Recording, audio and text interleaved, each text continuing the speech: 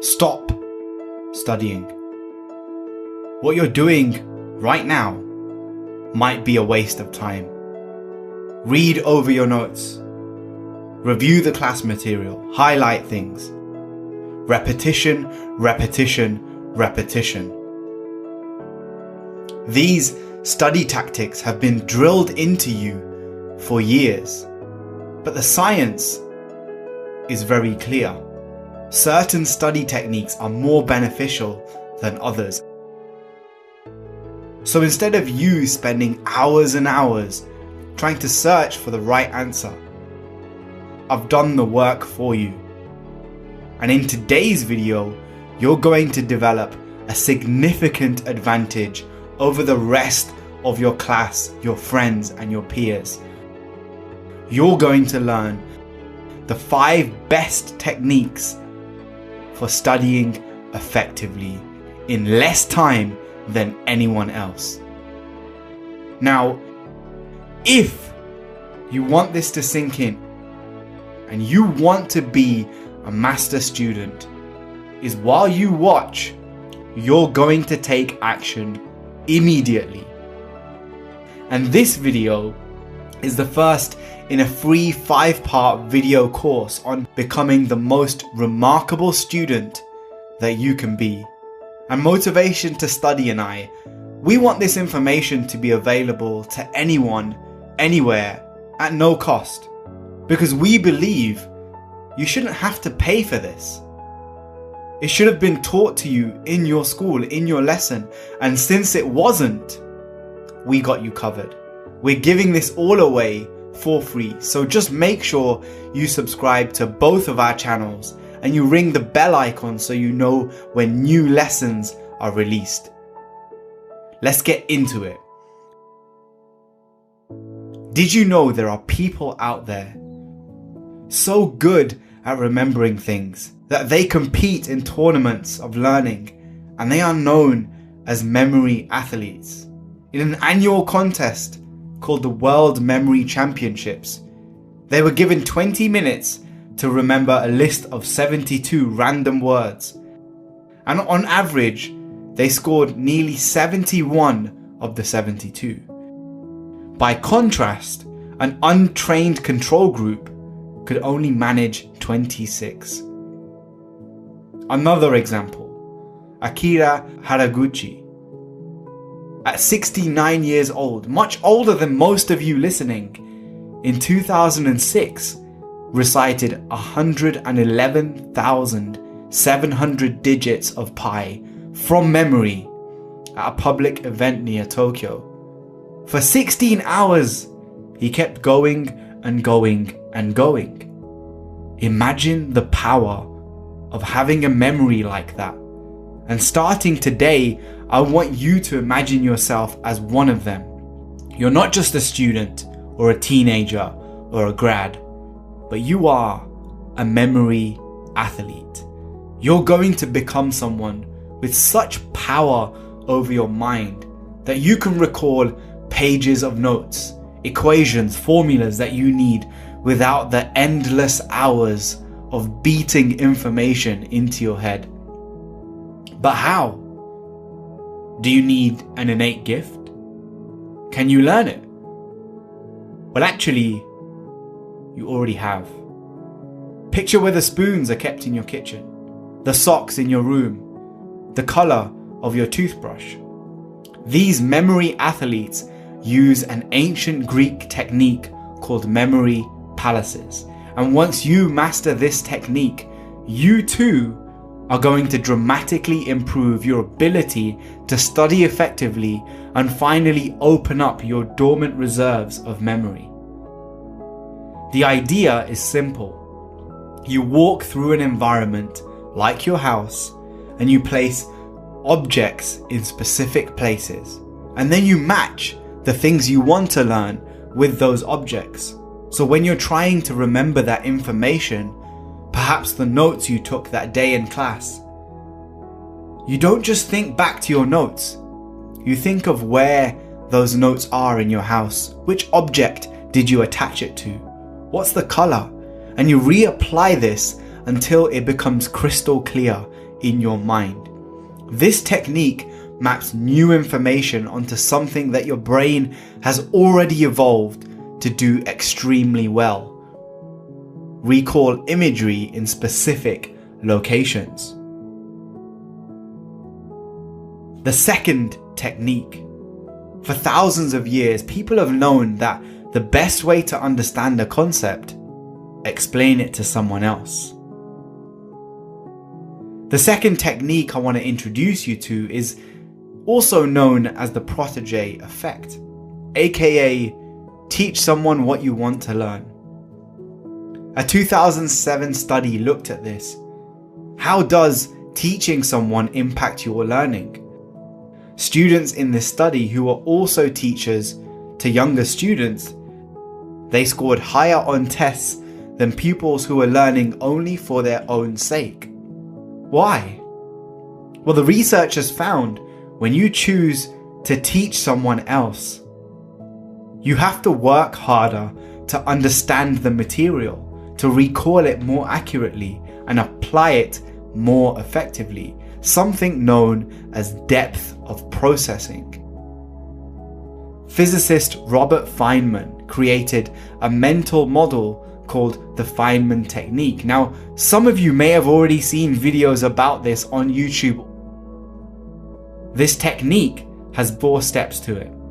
Number 1, write the name of a concept on the top of a blank page that you want to learn. Number 2, write down an explanation of the concept as if you're teaching a new student. Number 3, identify what's missing. Go back, relearn. And step 4, review everything. Make sure you're avoiding using complicated language and try to simplify everything on the page as much as possible. Now, this technique, it forces you to deconstruct and then reconstruct ideas. To use this method and learn how to study effectively, identify first, what do you want to learn? And then try to imagine you're explaining it to a 5-year-old.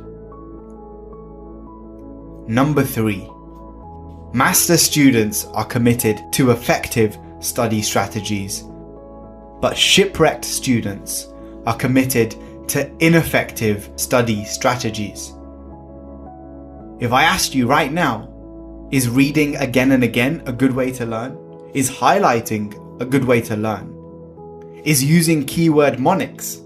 Well, all of these, they're scientifically proven to be relatively low in effectiveness for long-term learning. At the other end of the scale, things like practice tests, spreading out your learning, they are scientifically proven to boost your performance.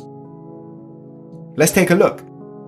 In 2005, a guy called Reagan A.R. Gurung assessed 229 students using 11 different techniques of studying.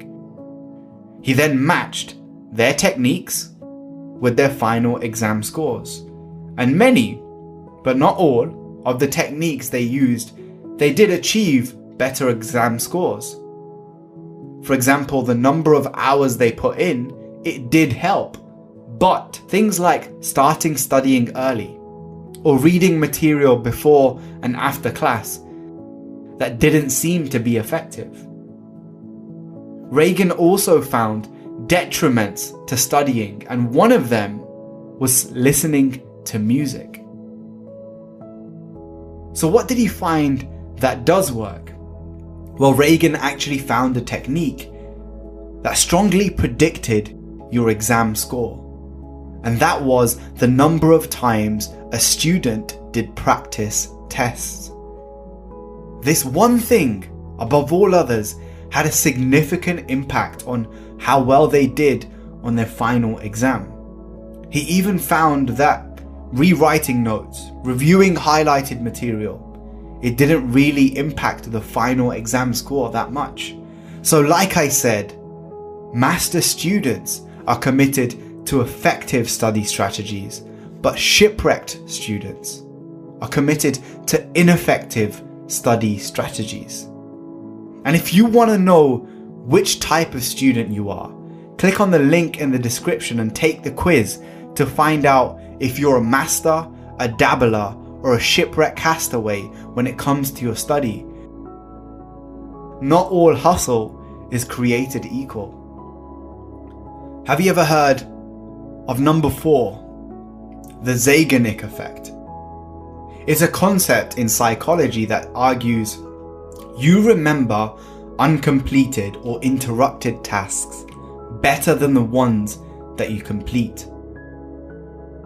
Why?